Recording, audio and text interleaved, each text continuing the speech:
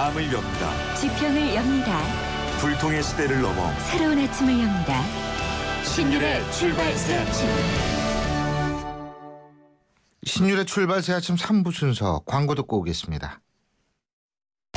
SK텔레콤이 이제 이상하기로 했어요. 새로운 건 처음엔 다 이상해 보이잖아요. 그때까지 없던 거니까. SK텔레콤도 지금까지 없던 새로운 세상을 만들겠다. 그 말이죠. 이상한 생각이 세상을 바꾼다. 이상하자. SK텔레콤.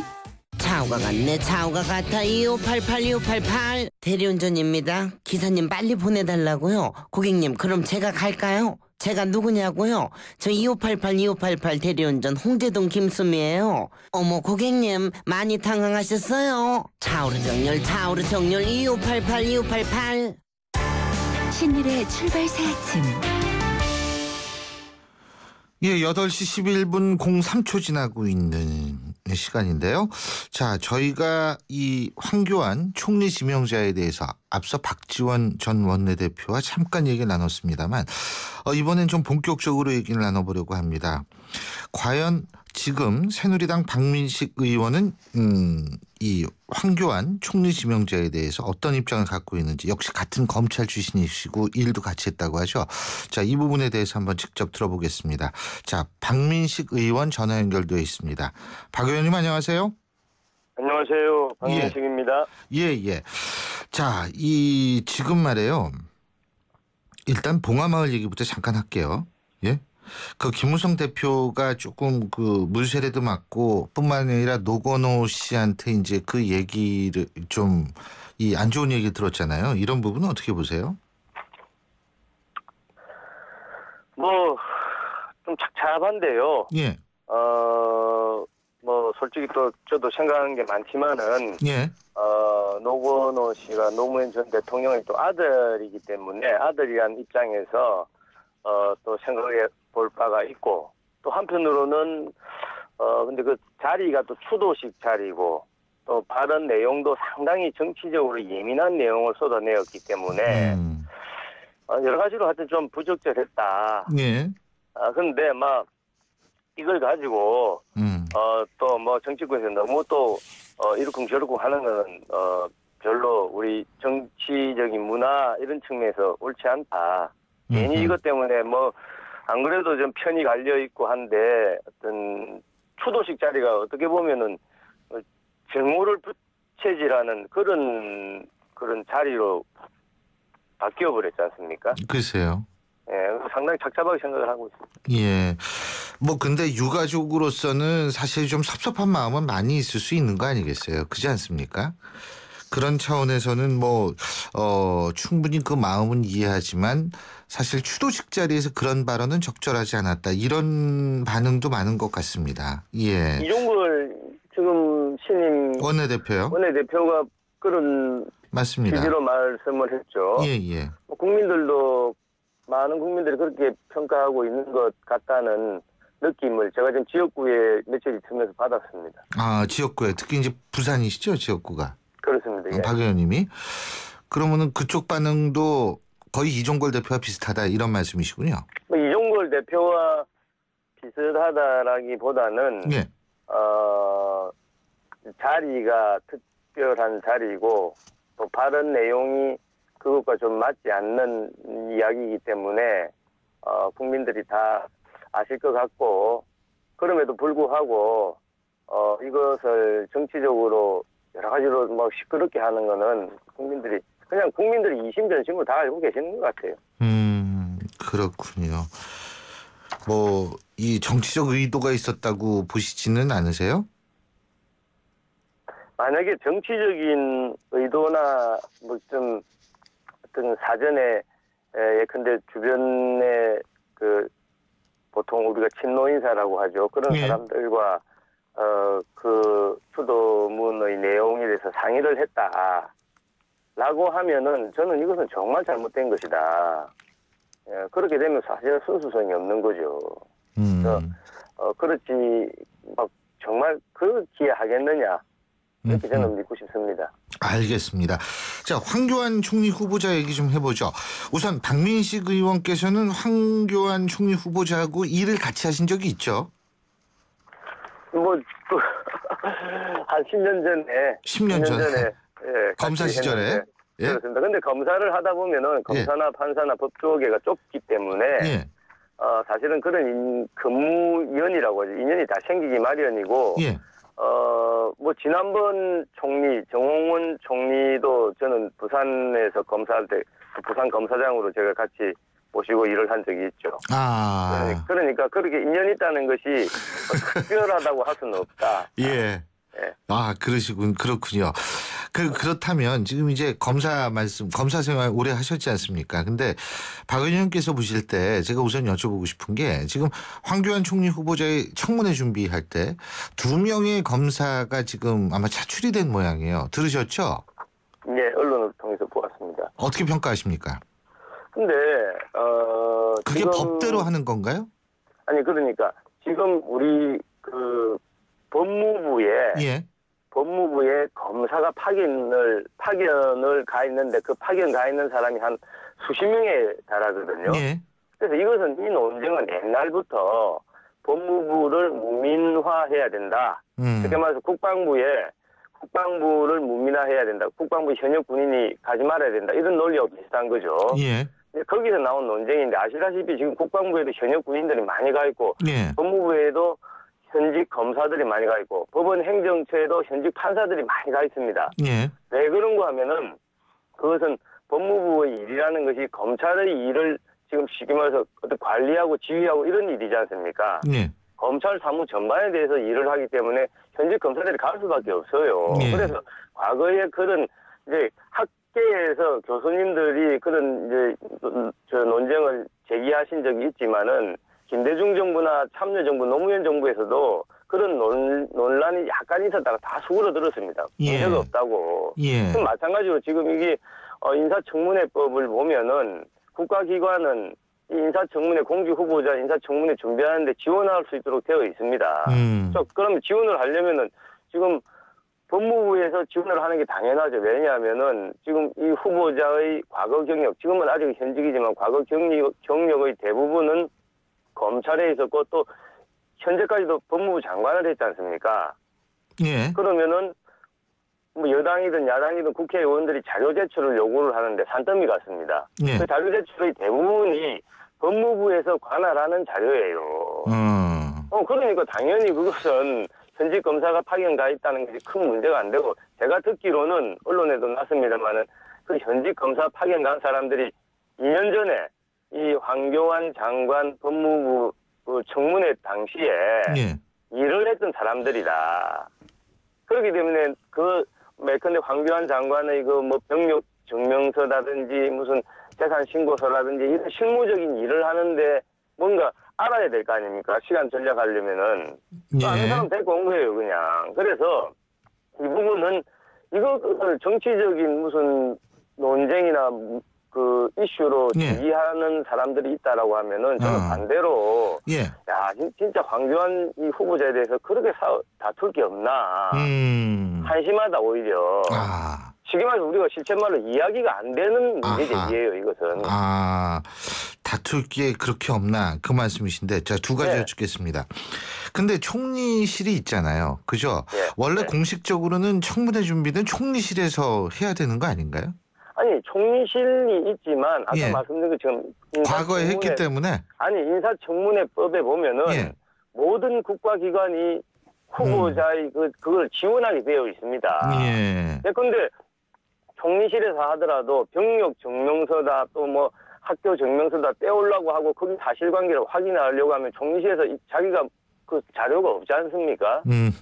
그러면 뭐 문교부에 교육부에도 알아봐야 되고 경무청에도 알아봐야 되지 않겠습니까? 그럼 경무청 공무원이든 교육부 공무원이 지원을 해줘야 될 업무가 있는 거죠. 그렇죠. 저는 정치적으로 특별히 무게감이 없는 문제 제기다라고 보고 있죠. 그리고 이렇게 다툴 게 없나라는 표현을 쓰셨잖아요. 예. 근데 어떻게 의혹이 없다고 보십니까? 우리 박 의원님 보실 아니 때는? 이제 저는 이런 예. 식으로 좀 하면 어떨까 싶어요. 왜냐하면 이분이 물론 의혹이 있겠죠. 그리고 그 의혹에 대해서 2년 반 전에 법무부 장관 청문회 할 때 많이 다퉜지 않습니까? 네. 근데 그때 뭐 쟁쟁 야당의 청문위원들이 다 계셨어요. 예. 100점은 아니지만은 그래도 이 정도면 됐다 하고 통과를 시킨 거 아니겠습니까? 그거는 자, 조금 그러면은 예. 최소한 이번 청문회가 이제 그때 법무부 장관 때 하고 또 국무총리는 다르기 때문에 예. 뭐 새롭게 이렇게 충분히 이제 검증을 할 필요는 있다. 그렇지만은 그 검증을 할 주제도 예. 옛날에 재탕 삼탕할 것이 아니라 좀 새로운 주제. 근데 국무총리로서 각부 장관을 통할할 만한 어떤 정치적인 능력 검증이야. 또는 국민들이 지금 제일 아쉬운 것이 경제 살리기지 않습니까? 예. 그럼 경제 살리기 해야 되는데 이분은 지금 30년 동안 검사 생활을 한 사람이에요. 예. 경제에 대해서는 누가 보더라도 약한 거죠. 어허. 이런 부분에 대해서 좀 질책을 하면은 국민들이 볼 때 좀 고개를 끄덕이면서 좀 걱정도 되지 않느냐. 그런데 뭐 공안 검사 30년 했으니까 앞으로 박근혜 대통령이 이제 뭐 국민들 공안 통치하려고 하는 거 아니냐. 이런 식으로 좀 야당에서 비난을 많이 하는데 예. 아시다시피 공안 통치라는 것은 과거에 군부 독재 시대 때 뭐 인권 유린하고 할 때 쓰던 그런 말이에요. 예. 지금 시대하고는 전혀 맞지가 않죠. 예. 그래서 그런 좀 근거 있는 좀 생산적인 그런 알겠습니다. 문제 제기를 했으면은 좋겠다. 이런 근데 생각을 이제 지난번 법무부 장관 청문회 말씀을 하셨는데 사실은 지난번 법무부 장관 그 임명 당시는 박근혜 정권 아주 초기였었지 않습니까? 그래서 실제로 야당이 또 다른 장관 후보자에게 집중을 하는 바람에 황교안 법무부 장관 후보자에게는 상대적으로 느슨하게 할 수밖에 없었다라는 얘기도 있고요. 청문회라는 게 우리나라 청문회가 절대평가 기준으로 다 문제가 있다면 쫙 낙마시키는 것이 아니라 몇 명 했으니까 야 이거 더 하면 요구도 먹지 않냐. 야당도 정치적 판단해가지고 사실은 청문회가 상대평가가 돼버린 그런 측면도 사실 있잖아요. 어떻게 보십니까? 제가 인사청문회 네. 그 TF 간사를 한 적이 있습니다. 정상에. 근데 우리나라 인사청문회 제도는 지금 도입된 지 한 15년쯤 됐습니다만은 아시다시피 이것이 어떤 공직 후보자의 어떤 능력, 도덕성 검증하고 또 행정부를 견제하는 그런 본래의 취지인데도 불구하고 15년 동안 뭐 과거에 한나라당도 마찬가지였습니다. 여당일 때. 뭐냐면은 오로지 여당은 방어하는 데 급급하고 야당은 공격에서 흠집내는 데 혈안이 되어 있는 겁니다. 그러니까 가장 여의도 정치의 그 민낯, 국민들이 꼴보기 싫어하는 그런 싸움질하는 정쟁의 장소로 전락한 지 오래됐죠. 그러니까 지금도 보면은 야당에서는 어떻든 내용 불문하고 어떻든 황교안 총리를 낙마시키는 것이 뭔가 야당 입장에서는 제일 해피한 좋은 결과 아니냐. 왜냐하면 지금 야당이 아시다시피 지금 뭐 비노다 치노다해서 상당히 내용을 겪고 있는데 지금 이 황교안 청문회 전국을 맞이해서 그 황교안 이 후보자에게 뭔가 큰 흠집을 내므로써 그 야당 안의 그런 분열 이런 것의 관심을 좀 외부로 돌리는 효과가 있지 않습니까? 물론 현실 정치이기 때문에 그런 측면을 뭐 이해 못할 바는 아니지만 그래도 야당도 우리 대한민국 정치의 한 축을 담당하고 있는 책임 있는 정당이지 않습니까? 그런 측면에서 이번 그 청문회만큼은 좀 더 과거의 그런 구태 모습에서 탈피해서 좀 생산적인 그리고 이분은 한번 거쳤기 때문에 재탕삼탕하면 국민들도 피곤하게 생각하거든요. 좀 생산적인 그런 청문회가 되었으면 하는 기대를 가지고 있습니다. 알겠습니다. 그 뭐 우리 박 의원님도 청문특위위원 얘기가 많이 나오더라고요. 뭐 저도 뭐 과거에 여러 번 18대부터 19대까지 청문회 여러 번 더구나 이제 검사 출신이시니까 아무래도 그죠? 어쨌든 그 청문회 많이 위원으로 되신다 하더라도 객관적인 어떤 능력 검증 잘 해주시길 부탁드리겠고요. 오늘 말씀 여기까지 듣겠습니다. 고맙습니다. 감사합니다. 지금까지 새누리당 박민식 의원이었습니다.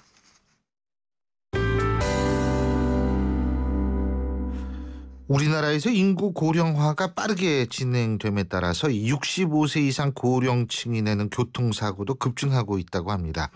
고령 운전자가 낸 교통사고 한 건당 사망자 수가 비고령자보다 2배 정도 높다. 지금 이렇게 나타나고 있다고 하는데요.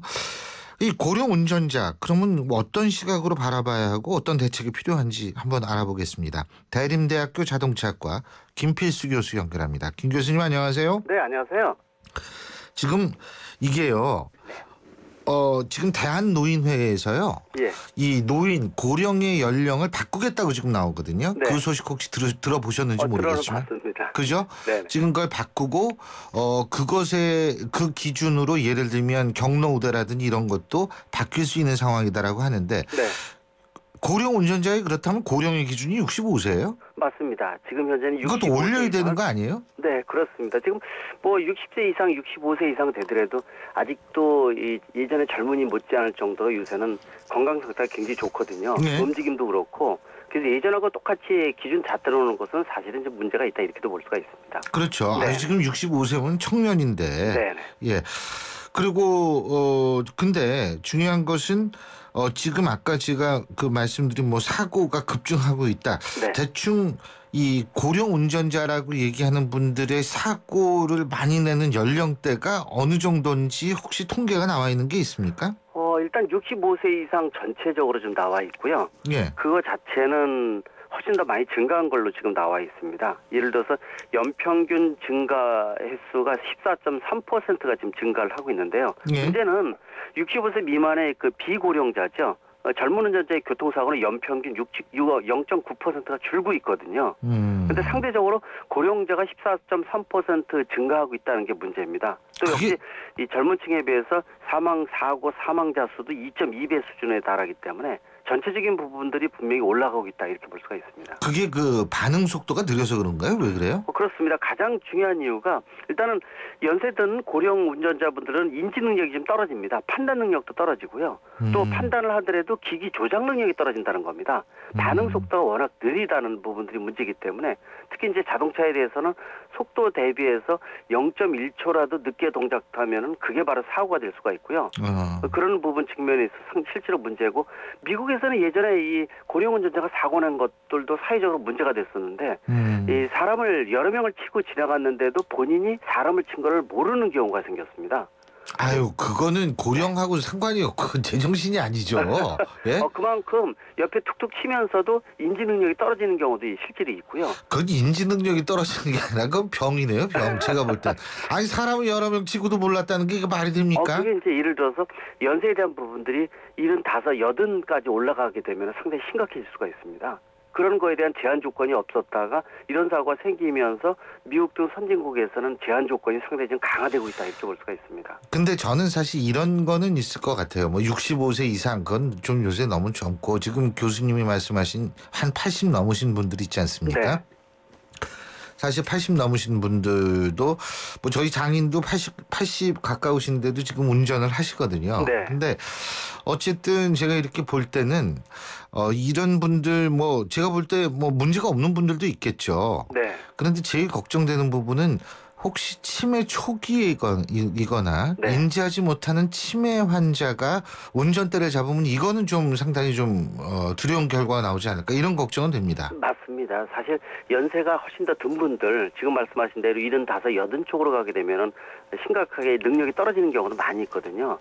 따라서 이 운전 자체를 제한하는 것은 문제가 있고요. 예. 대신 이제 고령 운전자들의 운전면허 갱신 주기를 좀 단축시킨다든지요. 또는 이제 적성 검사를 강화하고 좀 아까 이제 예를 들어서 치매라든지 이런 것들을 확인하기 위해서 인지 능력을 검사를 특히 연세가 들면서 이런 부분들을 좀 실시한다든지 또 실제로 일본 등 다른 몇 개 선진국에서는 고령 운전자 운전면허 반납 제도도 있습니다. 실질적으로 이 본인이 자신하고 있지만은 이런 여러 가지 시험 테스트를 통해서 한 75, 80 정도 되면은 이거 운전하기엔 진짜 내가 힘들구나라는 거를 본인이 인지하는 경우가 많이 있거든요. 이때는 운전면허 반납 제도를 실시한다든지 또는 실질적으로 길거리의 교통 인프라를 바꿔주는 것도 중요합니다. 고령 운전자를 위해서 좀 더 읽기 쉬운 교통 표지판을 설치한다든지 우리 젊은이들도 운전할 때 보면은 주변에 교통 표지판이 너무 많고 글씨가 적어서 인지하기가 쉽지 않은 경우도 있거든요.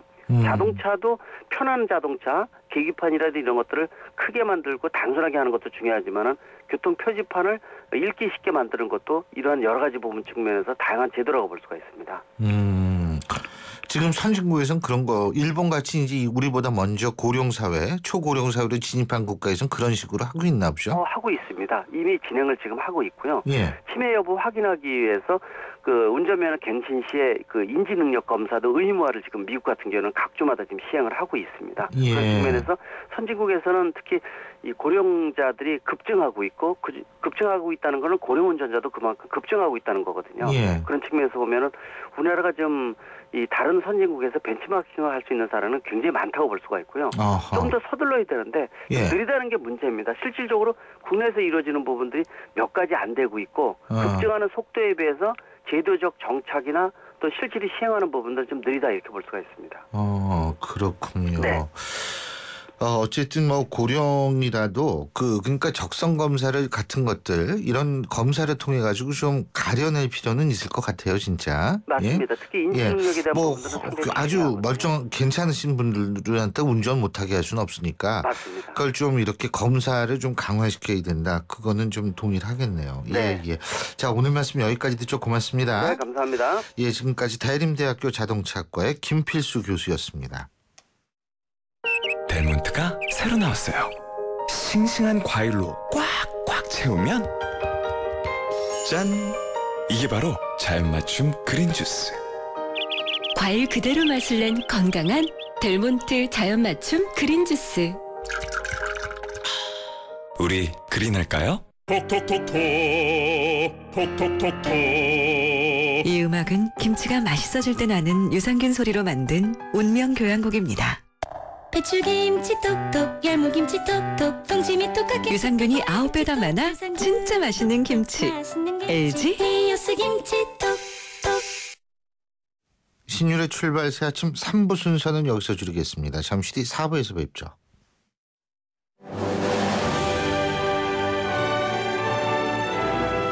(2015년) 올 여름 영국 옥스퍼드에서 개최되는 국내 유일한 영어 캠프를 만나보세요. YTN 라디오가 주최하는 옥스퍼드 영어 캠프는 자녀들의 영어 실력을 한 단계 끌어올려 드립니다. 캠프가 끝난 뒤에는 서유럽 투어의 기회도 누리실 수 있습니다. 영국 옥스퍼드에서 체험하는 YTN 옥스퍼드 영어 캠프. 자세한 문의는 웹사이트 ytncamp.com이나 02-723-0550에서 확인하실 수 있습니다.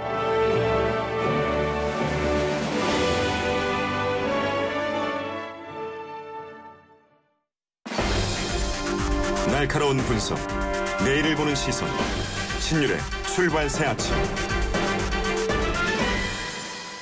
신율의 출발 새 아침 4부 순서 광고 듣고 시작합니다.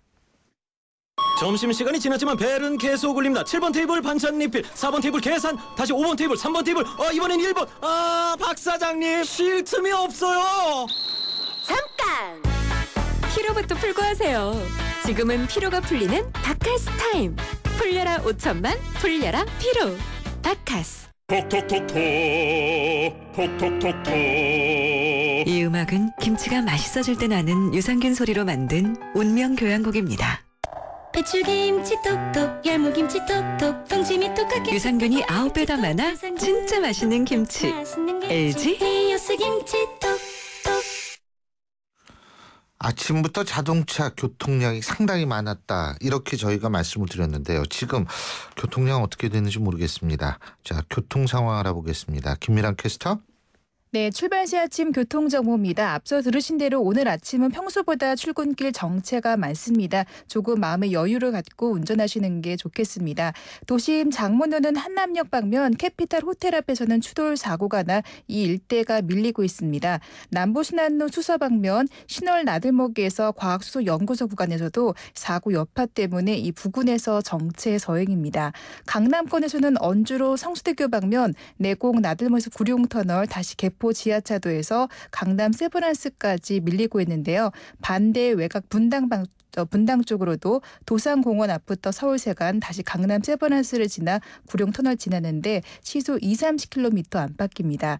동작대로도 과천 쪽으로는 이수역부터 사당역 쪽으로 밀려 지나고 있는데요. 반대 이수 교차로 쪽으로도 남태령 고개부터 경문국교 앞까지는 차간육이 많이 좁혀져 있습니다.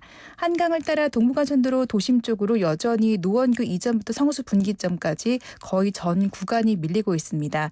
북부간선도로도 외곽으로 나가는 길 아직은 묵동 나들목 이전부터 구리시계 끝까지 정체가 길게 이어지고 있습니다. 출발 시 아침 교통정보였습니다.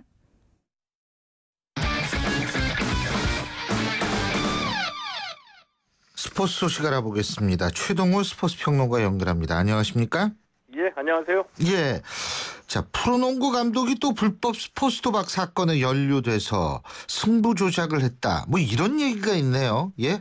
아직도 이러네요. 아직도? 예, 뭐 아직도라는 말씀이 맞는 것 같습니다. 이 프로농구 전창진 감독이 이 사채업자에게 3억 원을 빌려서 불법 스포츠 도박 사이트에 베팅을 했고요. 이 해당 경기의 승부를 조작했다는 혐의로 이 경찰의 수사를 받고 있습니다. 이 경찰은 현재 이 전창진 감독의 지인 4명을 국민체육진흥법 위반하고 이 도박 등의 혐의로 수사를 하고 있고요. 이 중에 2명을 구속한 상황입니다. 전창진 감독에 대해서는 출국 금지 조처를 내렸고요. 곧 소환 조사할 예정입니다. 근데 뭐 아직은 혐의 단계이기 때문에 예. 우리가 확실하게 얘기를 할 수가 없죠. 당연히. 예. 그렇기 때문에 뭐 이름을 밝히지는 않으셔도 되는 거고요. 근데 이게 뭐 사실일 가능성이 있으니까 검찰이 지금 조사하는 건가요? 예, 그렇습니다. 제가 이제 실명을 거론한 이유가, 예. 오늘 새벽에 이제 기사가 처음 떴는데, 점차 다른 언론에서도 실명이 많이 나왔고요. 오늘 새벽에는 이 전창진 감독의 이름이 이 포털 사이트 검색어 1등에 오르기도 했습니다. 예. 이 사실일 가능성이 높을 수도 있는데요. 왜냐하면은 이 경찰이 상당히 구체적인 정황하고 증거를 확보하고 있거든요. 현재 이 혐의를 받고 있는 전창진 감독이 사채업자에게 3억 원을 빌릴 때 이 차용증을 썼는데 경찰이 차용증을 확보했고요. 이 불법 스포츠 토토업자들을 소환해서 조사할 때 이 전창진 감독에 관련됐다는 내용의 진술을 확보한 것으로 알려져 있습니다. 그리고 경찰이 확보한 진술 내용 중에는 이 전창진 감독이 지난 2월에 이 도박 사이트에 3억 원을 베팅하고 난 뒤에 해당 경기 3, 4쿼터에서 후보 선수들을 교체 투입해서 10점 차 이상으로 고의로 패배했다. 그래서 이제 2배에 가까운 고액의 배당을 받았다는 진술을 확보한 것으로 알려졌습니다. 근데 이 프로농구에서는 과거에도 유사한 사건이 있었죠. 예, 그렇습니다. 얼마 되지도 않았죠. 많은 분들이 기억하고 계시는데요. 이 프로농구 원주 동부의 전 강동희 감독이 2013년에 불법 스포츠 도박과 관련한 승부 조작 때문에 징역 10월, 추징금 4,700만 원을 선고받은 사건이 있었습니다. 이 강동희 전 감독은 2011년 2월에서 3월 사이에 브로커에게 4,700만 원을 받고서 주전 선수 대신에 후보 선수들을 기용하는 방식으로 이제 승부를 조작을 한 바가 있습니다. 아, 그렇군요. 그리고 지금은 뭐 비인기 종목이라고 얘기할 수 있지만 옛날에는 말이에요. 60, 70년대 야 진짜 인기 엄청났던 종목이 있습니다. 바로 프로레슬링인데 말이에요. 그죠? 예. 이 프로레슬링의 김일 선수의 제자였었죠. 예, 이왕표 선수 40년 동안 현역 생활을 했고 은퇴를 한 모양이에요. 예? 예, 아마 이 40대 이상의 분들은 이 프로레슬링의 인기를 아직도 기억하고 계시리라고 생각을 하는데요. 그럼요. 예. 어제 이 프로레슬러 이양표 선수의 40년 선수 생활을 마감하는 은퇴식이 있었습니다. 예. 이양표 선수가 선수라는 호칭이 좀 어울리지 않을 정도로 올해 61살이거든요. 아, 그렇군요. 예. 60을 넘은 나이에까지 이제 현역 신분을 유지하면서 레슬링에 대한 사랑을 불태웠는데, 특히 이제 그 담도암에 걸린 상황에서 3번이나 수술을 했고요. 아직도 투병 중인 것으로 알려져 있는데, 어제 은퇴식 같은 경우에는 이영표 선수가 직접 나서지는 못했지만 우리나라의 노지심 선수하고 일본과 해외 선수들이 모두 총출동해서 은퇴 경기를 함께 치렀고요. 뭐 제 개인적으로는 이영표 선수 같은 경우에는 이 스포츠 스타에 대한 환호나 환희보다도 인간적으로도 40년 어려운 한계를 지켜왔다는 데에서는 뭐 존경심마저 느껴지기도 합니다. 그럼요. 훌륭하신 분입니다. 예. 자, 오늘 소식은 여기까지 듣죠. 고맙습니다. 예, 고맙습니다. 예, 지금까지 최동호 스포츠 평론가였습니다. 끊이지 않는 사건 사고. 김복준 수사반장이 출발 새 아침에 이 사건을 의뢰합니다. 수사반장의 사건 의뢰. 반장님, 오늘 사건 키워드는 무엇입니까? 도가니 사건입니다. 예, 도가니 사건. 이 도가니 뭔지 궁금하실 텐데요. 자, 저희가 오늘도 수사반장의 사건 의뢰 동두천 경찰서 수사과장을 지내셨죠. 한국범죄학연구소 김복준 박사 스튜디오에 모셨습니다. 어서 오십시오. 네, 안녕하세요. 예. 도가니가 이게 무슨 도가니예요? 이게 이제 아마 공지영 씨가 소설로 썼죠. 광주 인어학교에서 장애인 상대로 해가지고 그렇죠. 집단적으로 성폭행했던 사건, 그게 이제 도가니 사건인데요. 그러니까 이제 소위 말해서 아동들에 대한 어떤 성추행, 성폭행 이런 문제에 대해서 이제 말씀을 해주신다 이 말씀이신 것 같은데. 예, 그렇습니다. 예. 이게 그 아동 얼마 전에 말이에요. 제가 깜짝 놀란 게 이 놀이터에서 어린아이 볼 쓰다듬고 손등하고 팔꿈치까지 이거 성추행으로 판결이 났지 않습니까? 났습니다. 벌금 4천만 원이 나왔는데요. 그분은 또 그거 말고도 그 이전에 이제 유사한 범죄 자료가 있고 고의성이 인정되기 때문에 아동 성추행으로 본 것입니다. 그렇군요. 근데 신체적 접촉 없이도 아동에 대한 성적 학대가 이루어질 수 있죠. 예, 그게 이제 상당히 중요한데요. 아이들한테 이제 그 선정적인 말을 한다거나 또 어떤 표현 또 아이들 앞에서 그 가해자 자신의 어떤 신체 그 중요 부위를 보여줘서 노출해서 보여주는 것도 그게 아동 성폭입니다. 그건 당연히 성폭력이죠. 아동 앞에서 또 아동들을 데리고 가가지고 집에서 난잡한 동영상 유도해서 데리고 가서 난잡한 그 포르노 동영상 같은 걸 보여주는 경우도 최근에 상당히 많았거든요. 그것도 신체적인 접촉이 없는 아동 학대 성폭행이 되겠습니다. 예. 그러면은 이런 성범죄자들이 무슨 유형이 있어요? 이게 사실 병이잖아요. 정신병이죠. 정신병. 일종의 이제 어떤 현실에 적응하지 못하는 병으로 보는데 한 3가지 정도로 아동 성범죄자들 유형을 나누고 있습니다. 첫 번째가 이제 그 퇴행형이라고 그래가지고 인격이 발달되는 과정에서 성관계 성향이 소화기후증으로 이렇게 완전히 고착되지는 않았지만 그쪽으로 기울고 있는 사람이에요. 아이 쪽으로. 이런 사람들은 이제 퇴행한다. 이제 후진한다고 그래. 퇴행형이라고 부르고요. 또 이제 고착형이 있거든요. 고착형은 이제 성향 자체가 완전히 아동한테 이른바 이제 고착되어 있는 겁니다. 성인하고의 어떤 관계는 상상하지 못하는 경우고요. 그 다음에 이제 그거 넘어서서 가장 위험한 겁니다. 이제 우리가 일반적으로 많이 알고 있는 조두순이 같은 사람들. 이 사람은 아동 쪽의 어떤 성기호가 고착된 한편 거기 플러스 가학형. 그러니까 이 마음대로 그냥 지배하면서 이 가학적인 그 성향을 띠는 경우죠. 굉장히 위험하다고 볼 수 있죠. 그 조두순 같은 사람 말이에요. 그런 사람은 계명을 금지하는 어떤 법 같은 거 없나요? 아니 나와가지고 이게 걸어다니는 흉기잖아요. 조두순 같은 사람. 이게 지금 상당히 문제입니다. 지가 나와서 이름 바꾸면 그거 어떡할 겁니까? 계명해가지고 그거 법적으로 좀 못하게 해야 될 것 같아요. 이제 아마 뭐 신상 공개라든지 이제 뭐 전자발찌 착용이라든지 하겠지만 이 조두순이 같은 경우는 2008년도에 이제 그 어린아이를 이제 성폭하고 가혹행위해서 구속이 됐는데 이게 공교롭게도 피해자가 그 당시에 8살이었는데 그 피해자가 성인이 되는 날 12년 받았습니다. 조두순이가 12년 되는 날 성인이 되는 때 또 이 조두순이가 출소해야 한다 이렇게 돼 있어요. 참 그거 진짜. 근데 이런 수사 해보셨어요? 이 어린이들에 대한 성추행, 성폭행? 일선에 있을 때 좀 해보면 이 사람들이 문제점이 공통적인 이 사람들의 문제점은 항상 피해자한테 책임을 미룬다는 거예요. 제가 전에 있을 때 보니까 이 놀이터에서 어린아이가 한 7살 정도 된 여자아이가 그네를 타고 있는데 그 아이를 그 한 53세 정도 되는 사람이 데리고 와서 그 공중 화장실에 성추행하려다가 다행히 CCTV에서 이제 적발이 됐어요. 아, 그 CCTV를 보고 있는 공원 관리소나 이런 쪽에서 뛰어나왔군요. 네, 그래서 이제 우리가 그 검거해가지고 데리고 와서 제가 물어봤어요. 그 당신 말이야 그 나이도 그렇게 어린애한테 왜 그랬냐 그랬더니 애가 너무 야했다는 겁니다. 그래서 뭐가 미쳤군요. 야했느냐? 미쳤어. 뭐 어떤 부분이 야했느냐 물어봤더니 아이를 이제 엄마가 이뻐 보이라고 스타킹 신기고 치마를 입혀서 그네를 타고 있었어요.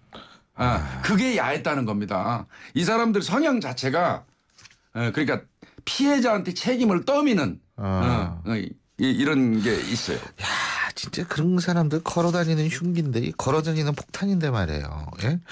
이거 그 멀쩡하게 생긴 사람들이죠. 그런 사람들. 그렇죠. 일견 겉으로 봐가지고 겉으로 봐가지고 그렇죠. 예. 그 완전히 그 뻔뻔하게 나오는 거죠. 그게. 그렇죠. 본인이 어떤 그 잘못을 피해자의 어떤 유도했다는 동, 피해자가 야했다는 동. 기본적으로 이 사람들은 어떻게 보면 그 성인 여성하고의 어떤 그 관계를 원만하게 이렇게 끌어가지 못하는 성적 결함이 있는 그 유전적 본능도 있기도 하고요.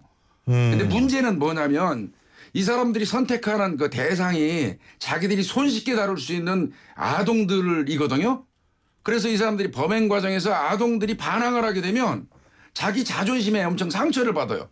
정상이 아니기 때문에 그래서 이제 극도의 어떤 폭력적인 성향을 보인다. 이런 게 문제가 되는 것입니다. 예, 근데 뭐 이거를 이거 어떻게 해요? 이런 사람들이 많지는 않겠지만.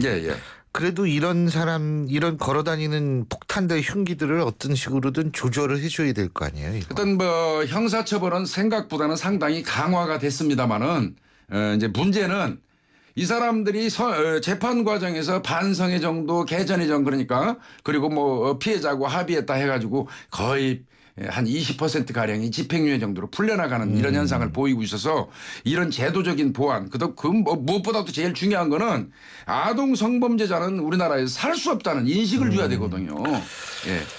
자, 그리고 다른 얘기 좀 해보죠. 지금도 상당히 주목받는 뉴스로 떠오르고 있는 건데요. 그 세 자매가 지금 죽었어요. 어쨌든 그 언니 둘은 베란다에서 투신을 했고 막내는 자기 방에서 모기 졸린 듯한 상처를 입고 숨졌고요. 지금 이렇게 하는데 유서에서 사는 게 힘들다라고 얘기를 했지만 문제는 생활고의 증거가 나오지 않고 있다. 지금 경찰의 입장은 이거고요. 그래서 이게 완전히 미스터리인데 어떻게 봐야 됩니까? 이거 지금 아마 두 사람은 언니들 둘은 뛰어내려가지고 사망을 했고 아마 막내가 그 방에서 모기 졸린 흔적이 있다고 얘기를 하거든요. 근데 이제 조금 전에 말씀하신 것처럼 생활고가 지금 거의 없어 보여요. 간호조무사나 그 어린이집에서 일을 했던 분들인데 그래서 최근에 실직은 했다고 하지만 그래서 문제는 제일 먼저 지금 급히 해야 될 게 경찰에서 부검해가지고 그 방에 있던 그 막내의 사인부터 먼저 밝혀야 될 겁니다. 그 이후에 이제 유서는 본인들 필체가 맞는 걸로 밝혀졌는데 그리고 이제 그 자매들 사이에 어떤 지금 드러나지 않은 어떤 갈등이라든지 그런 요소들을 면밀히 파악을 해보면 어느 정도 이유가 나오지 않을까 싶습니다. 근데 그 어머니는 거실에서 주무신 모양이에요. 어머니는 지금 몰라 그런 거를 전혀 그런 상황을 인지를 못하고 계속 주무셨던 모양이죠. 주무셨다고요. 근데 어쨌든 이런 좀 미스터리 같은 사건이요. 이런 것들이 결국은 부검을 하고 지금 말씀하신 대로 이러면 밝혀지나요? 원인은? 일단 사인부터 밝혀내는 게 1번이고요. 이제 실제로 목을 졸려서 사망했는지 직접 사인 여부를 먼저 확인을 하고 무엇보다 중요한 거는 세 자매 사이의 갈등 요소 아까 말씀드린 것처럼 진짜 어떤 경제적인 지금 의견상 드러나기로는 경제적인 어떤 갈등은 없어 보여요. 사실은. 물론 상대적 박탈감이라든지 이런 건 있을 수 있습니다. 아무리 내가 돈을 많이 가지고 있어도 전에 서초에서 우리가 볼 때는 부자인 사람이 맞습니다. 자기 아내하고 또 딸들 그것도 사실은 어떻게 보면 우리 입장에서 볼 때는 가난한 사람 아니었죠. 그럼에도 불구하고 상대적 박탈감이 작용했다고 볼 수 있거든요. 이런 부분도 이제 여러 가지 요소를 판단을 해봐야 될 겁니다. 이거 부검이 보통 얼마나 걸려요? 또 바로 뭐 한 일주일 이내는 명확하게 뭐 사인은 나옵니다. 아 그렇군요. 그리고 또 한 가지 어제 이제 큰 불 났는데 방화로 추정이 되는 그죠? 제일모직 의류 창고에서 방화로 추정되는 불이 뭐 부탄가스통을 누군가 왔다 갔다 저기서 왔다 갔다 했다며요. 인명 피해는 없었던 거죠? 여기는? 인명 피해는 있었습니다. 인명 피해 있나요? 거기 경기 용역에 있던 34살 먹은 윤모 씨가 맞아요. 임신한 아내한테 숨을 못 쉬겠다. 너무 가슴 아픈 거. 너무 가슴 아프죠. 그분이 엘리베이터 내에서 사망한 채로 좀 발견이 됐고요. 지금 뭐 CCTV는 어느 정도 거의 다 탔기 때문에 정확하게 나오진 않았는데 일부에서 그래도 이제 창고 쪽 저 CCTV가 나왔는데 약 50대 정도의 남성이 그 플라스틱 용기 속에다가 한 4개들이 그 부탄가스를 그 화분 받침대로 덮어가지고 이동하는 게 왔다 갔다 하는 게 보였어요. 또 화분 받침대에는 기름이 있었다고 하거든요. 그러면 이제 다분히 방화로 인정되기도 추정되기도 합니다. 그래서 빨리 그 경찰에서 그 CCTV를 정밀 분석해가지고 방화 여부를 확인해봐야 할 겁니다. 근데 우리가 일반적으로 살인사건이 일어났다. 그러면 살인사건의 범인이 이 희생자, 피해자의 지인일 확률이 한 뭐 7, 80% 된다며요. 거의가 그렇죠. 거의 그렇다며요. 그렇다면 방화는 말이에요. 방화 같은 경우 방화 수사 해보셨을 거 아니에요? 많이 해봤죠. 많이 해보셨어요. 방화 같은 경우에 살인과 같이 어떤 그러니까 뭐 특정 장소라기보다도 그 예를 들면 뭐 이 의료 창고 그럼 창고를 가지고 있는 사람과의 원한 관계 이런 확률이 더 높습니까? 아니면 일종의 이것도 병처럼 하는 확률이 높습니까? 그러니까 두 가지 유형으로 봐야 되겠죠. 요번 같은 경우는 만약에 이게 방화가 확실하다면은 그 회사 측의 어떤 이를테면 해고자라든지 어떤 불만을 가진 사람에 의해서 이제 계획적인 어떤 방화가 될 수 있겠고요. 우리가 이제 일반적으로 굉장히 위험하게 보는 그 방화는 뭐냐면 연쇄 방화입니다. 얼마 전에도 그 서울 대모산에다 조울증 걸린 저 여성분이 마구 불지른 적이 있었고요. 이제 그분 조울증이었어요. 그리고 이제 연쇄 방화 같은 경우는 거의가 이제 충동 조절 장애 환자인 경우가 많습니다. 충동 조절, 분노 조절 장애가 아니라 충동 조절 장애. 자기가 못 견디는 거예요. 뭐 나이타만 갖다 들이대면 불 나니까요. 그게 이제 불이라는 게 어떤 흥분을 만끽하는 요소로 작용하기는 하거든요. 그래서 이제 이 사회라든지 주변 환경에 불만을 가진 사람들. 뭐 전에 보시면 아주 유명한 사건이 있습니다. 울산 봉대산 다람쥐 사건. 울산 봉대산 다람쥐 사건은 하도 지속적으로 거기 불이 나가지고 현상금이 우리나라 최초로 5억이 걸렸었어요. 그래요? 나중에 이제 검거를 했는데 이 사람을 검거해서 물어봤더니 평범한 회사원이었는데 이 사람 얘기는 뭐라고 그러냐면 자기가 불을 질러놓고 헬기가 뜨고 경찰관이 호루라기 불고 소방차 사이렌 소리가 들리는데 그렇게 즐겁고 흥분된 경우가 없었다고 얘기를 했어요.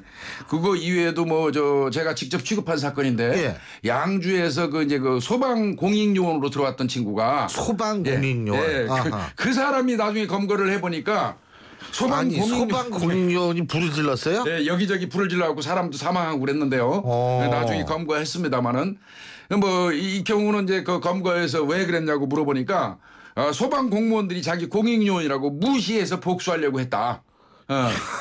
이거 위에도 굉장히 많습니다. 불을 질러가지고 하는 경우가. 근데 이 방화범 잡기는 그러니까 범죄 유형으로 봤을 때 쉽습니까? 어렵습니까? 이게 수사는 상당히 어렵죠. 왜 그러냐면 현장 자체가 소각돼 가지고 똑 떨어지는 어떤 증거를 확보하는데 어려움이 있어요. 이제 그럼에도 불구하고 최근에는 과학수사연구원에서 정밀 화재 현장 기법을 개발을 많이 했습니다. 그래서 아무리 완벽하게 태웠다고 하더라도 어딘가에는 근거가 남아 있거든요. 발화 지점이라든지 이런 것만 이제 파악이 된다면 검거할 수는 있습니다. 검거할 수는 있는데 그렇군요. 근데 이게 지금 이제 이 제일모직 의료 창고 여기 방화 수사 경험으로 봤을 때 범인이 어떤 원한 관계 때문에 불을 질렀을 거라고 보세요. 물론 추론입니다. 어디까지나. 아니면은 진짜 왜 불질 정신병 있잖아요. 불 지르는 거 보고 아까 말씀하신 헬기 뜨고 이런 거 보고 이런 걸 느낀다.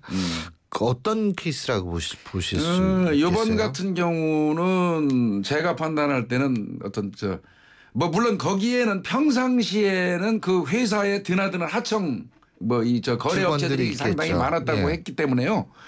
근데 12시가 넘은 시각에 그 사람이 들어왔다면 그건 다분히 계획적이고 고의적인 거거든요. 그리고 구조를 잘 아는 사람이 구조도 잘 알고 있고 그리고 준비한 물건 자체가 사실 아까 드러난 대로 부탄가스를 4개들이를 일렬로 세트로 묶어가지고 위에다가 화분 받침대에다가 기름을 넣어서 태웠다. 그건 폭탄을 만드는 거거든요. 그렇다면 이거는 다분히 어떤 계획성이 있고 의도성이 있고 상당히 어떤 불만 세력일 가능성이 많아 보입니다. 알겠습니다. 예, 오늘 말씀 여기까지 듣죠. 고맙습니다. 네, 감사합니다. 예, 지금까지 동주청 경찰서 수사과장을 지내신 한국범죄학연구소 김복준 박사였습니다. 디자인 좀 아시는 분이라면 천연 가죽의 부드러운 감성과 인체공학적 디자인이 만들어내는 완벽한 그립감의 가치를 아실 겁니다. 이제 스마트폰에서도 See the great, feel the great. LG G4.